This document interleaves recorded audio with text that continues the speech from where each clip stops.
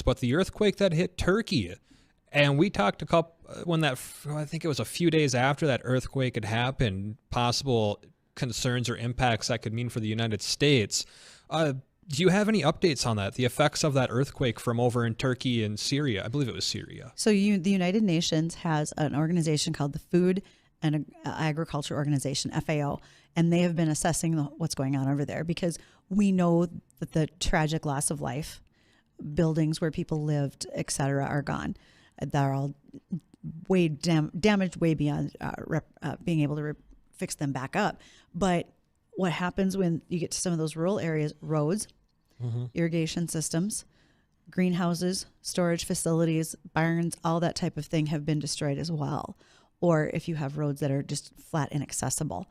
And so right now that FAO organization is talking about needing $10 million to try to reach 330,000 rural people. And it was also Turkey as well as Syria. But that's the biggest part, is getting supplies to folks. And livestock, they encountered death with livestock. Also, if you had water lines that were ruptured, like a well, et cetera, and you can't get water for your animals or your crop, there's a number of things that are affecting them. Well, right. And I just did a little Google search while you were explaining that. And I was just kind of searching, what kind of agriculture products are coming out of Turkey. And I didn't get too deep in to see what actually comes over here to the United States. But Turkey's a major producer of wheat, sugar beets, milk, poultry, cotton, tomatoes, and other fruits and vegetables. And it's one of the top producers in the world. Want to take a guess?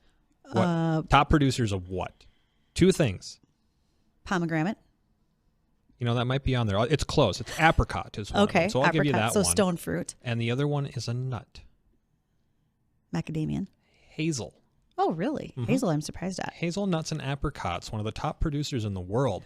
So Hold on. Remember last fall when there had to be a deal made with the UN in order to get wheat from Russia and Ukraine? They had to get wheat released to get to Turkey because those people needed it to eat. That tells me that they are definitely an importer, because if they're raising wheat, but they have to still bring more in, they aren't making enough or producing enough to get it around for everybody. So with those other things, and I believe that death toll, last time I heard it was I think it was 40,000 people. It's a lot. It's a lot of damage that happened over there. And long-term effects of just trying to catch up and rebuild, and money issues with all of that along. If these are some of their big things that they're producing, that's probably not going to have the highest priority in some cases. What part of Turkey are they farming in, though? Are they? You see, now that's a good question. Because this was right on the border with Syria, so right, it might not I think be it might be in northern parts of Turkey where they do more of their farming, and which would go back to roads and infrastructure and just not being able to get what they need from place to place. Because that's been no doubt a concern. I think when I think of Syria, I think of a country that's probably not got real great infrastructure due to all the times they've been bombed.